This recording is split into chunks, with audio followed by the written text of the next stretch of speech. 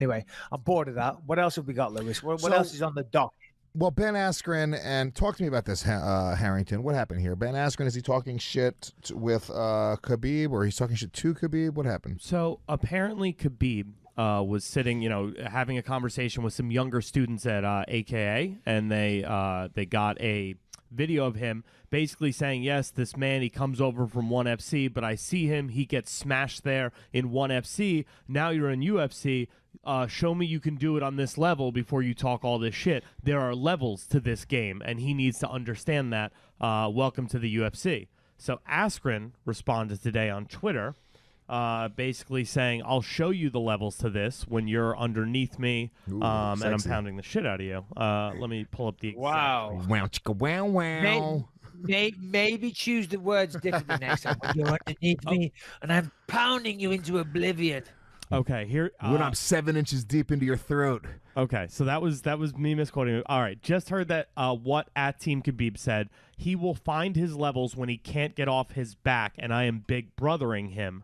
Will fight him at for 165-pound title in October/November of this year.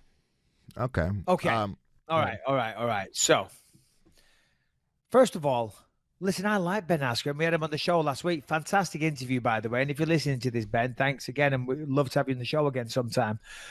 But calm the fuck down, okay? You haven't even fought in the UFC yet, and you're calling out Khabib. Of course you're going to call out Khabib. Khabib's the man right now. Khabib's the lightweight champ. Khabib wrestles bears. Khabib's building wells in fucking Nigeria. Khabib's being an eagle off the side of the octagon. Khabib's the man, okay? To beat the man, you got to beat the man, and he beat the man, and Khabib is the man, okay? So, of course, Askren wants to come in and call out Khabib. You don't get to walk in and fight the biggest star in the UFC right now on your first fight. So well done trying to get some headlines and stuff, but it isn't going to happen. He's fighting Robbie Lawler. We'll see how he does. Khabib, if I was Khabib, I'd just ignore him. And I don't mean that in a disrespectful way to Ben Askren. As I just said, Ben's awesome, but there is levels, and there's multiple levels. There's not just levels in terms of, I'm a good wrestler, you're an okay wrestler. There's levels in terms of star power, okay? And Ben has yet to get to that level. You've got to earn your stripes. You've got to earn your keep. You've got to fight your way into those big fights, Right now, I haven't seen Ben Askren fight. Can you think of his 1FC fights? Everyone's not. The world is right now not going, oh, my God.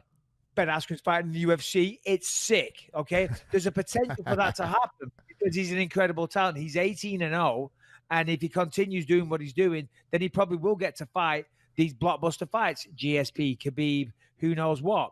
But you got to earn your stripes first. I agree. Yes, I agree. However, he's doing what he has to do. Look, he's the biggest star outside of the UFC to be signed for the UFC. Definitely biggest undefeated star. Or I guess it's up for debate, but very huge star to a certain degree, and he's doing what he needs to do in order to set up the foundation for a very successful UFC career. Shoot for the moon and you'll land among the stars. So yeah, shoot for Khabib and he'll land amongst Nick Diaz or somebody else that's really valuable and fucking famous. He's probably not going to get a Khabib fight, but he beats Robbie Lawler at 170. Well, Hey, listen. That's an amazing start to a UFC career, to walk in at 18-0 with a lot of credentials that a lot of people have respect for, to take out former champion and legend of the sport, and no doubt future Hall of Famer Robbie Lawler in your first fight. That's a great feather in your bow or in your cap or whatever the fuck it is. Then if he follows that up with a couple of other good opponents, yeah, we could have a potential superstar in our hands, especially when you consider the fact that he talks so well. He's very eloquent. He's very intelligent. But we're going to see how he fights. We're going to see if he can cut the mustard in the UFC, which I'm sure he can. I think he can.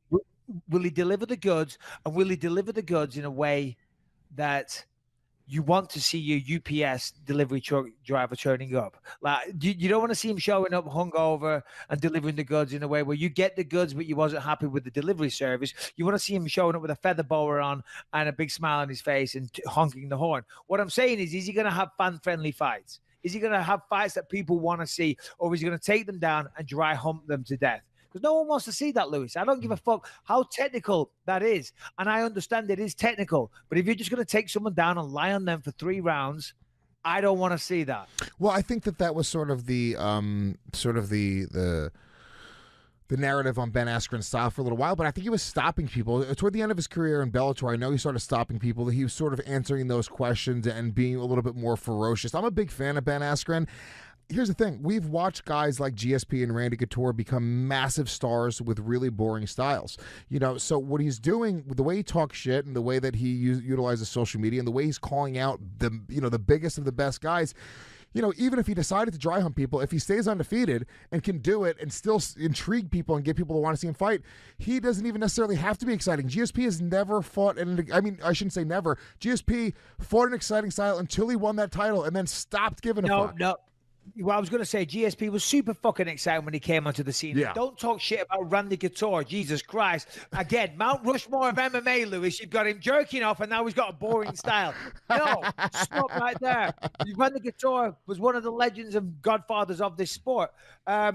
Classic comparison for Ben Askren, of course, is Khabib. Khabib does have that style, but he's not a ground and pound he's not a lay and pray type guy. Khabib's ground and pound is fucking ferocious. Yes, what is he trying to do? He's trying to take everybody down. But once he gets you down, it's almost painful to watch the power and the ferocity of the strikes that he delivers. And then he's looking for submissions. He's looking to finish the fight the whole time. Yeah, but that's how it gets you down to start the process, because he's probably not going to knock you out on the feet, but he's looking to start the process on the floor, So, I mean, listen, I'm looking forward to Ben. I'm looking forward to see what he can do, what he brings to the table, if he can live up to the hype. And I want to see him go the whole way. I really do. I like him a lot. Yeah, I'm excited to see what happens. I do think that what's kind of interesting to watch right now is we keep on hearing 165. It keeps on popping up. And it's not popping up because of Dana White. Go ahead. Sorry to interrupt. Not a problem. But I'm telling you right now. I am telling you right now. Right now, bold prediction time. What is my bold prediction, Lewis? I got a bold prediction. I think your bold prediction is going to be, because it wouldn't be that bold to say that there is not going to be a 165 million class. I think your bold prediction is going to be by the year end. Stop. Don't take it. Don't take my bold prediction. You asked me what you thought the bold prediction was. I know, but I'm like, if he actually guesses it, I'm like, you motherfucker, you took the wind out of my sail. Go ahead. Right, take a mental log of my bold prediction. Take it. You got it? Yeah, mental log. Go ahead. All right. If it is what it is, say. If it's not, then all right, that works out. My bold prediction is, and I'm telling you right now, Dana White said they're not doing a 165-pound division. Yeah. Okay? But we know things change all the time. And I tell you right now,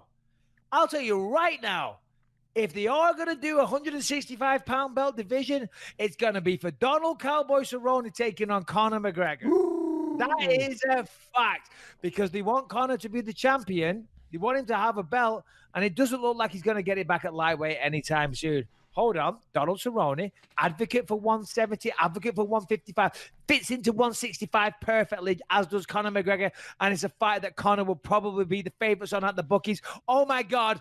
Get a new fucking belt designed right now. Right now. You telling me that's not going to happen? It's a great bold prediction.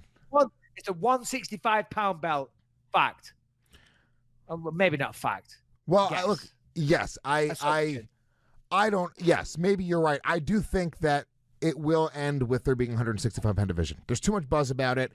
The fighters keep on talking about it, and you've talked about this before, sort of fighters being able to talk themselves into fights, and the more vocal they get, the more the fans start kicking up dust, the more people online start talking about it. So it's something that's been talked about over and over and over again.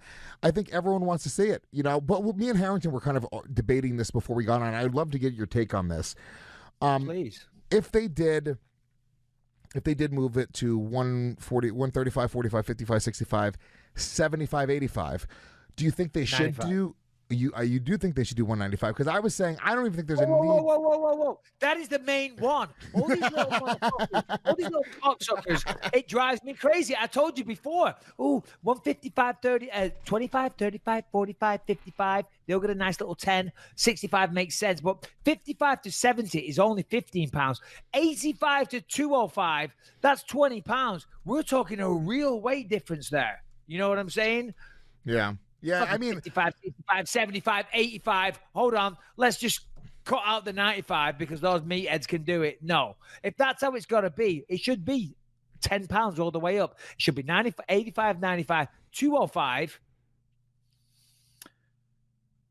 and maybe even a cruiserweight at 215. I don't know. Maybe. If I, this is what I would do. 225. Yeah, that's better. 225 is good. This is what I would do. I would do 135. I would get rid of 125. Do 135, 45, 55, 65, 75, 85, 205, 225, 226 plus.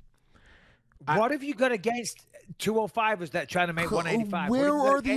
Where are these undersized 205 but too big for 185-pound guys? Where are these guys? Bro, you are looking at one right now. You're retired. You have a conversation with one multiple times a week. But it killed me getting down to 185. And most of the guys at light heavyweight walk around at 245, 250 pounds. I've never seen that kind of weight in my life. When I got super out of shape when I was doing the Ultimate Fighter Season 9 and I was a fat bastard, I was 233 pounds, right? And that was like really out of shape and it wasn't pretty, right? A lot of light heavyweights, Forrest Griffin was 250, 255, Rampage, 250, 255. You know what I mean? So that for them to get down to 205, yeah, it's difficult, but they do it. For me, I was walking on the scale at 205, but 185 is a bit of a stretch. So, yes, Lewis, I'm an advocate for 195. And if you stop fucking making a case for it, I'm going to fall out with you. I agree with you, Mike.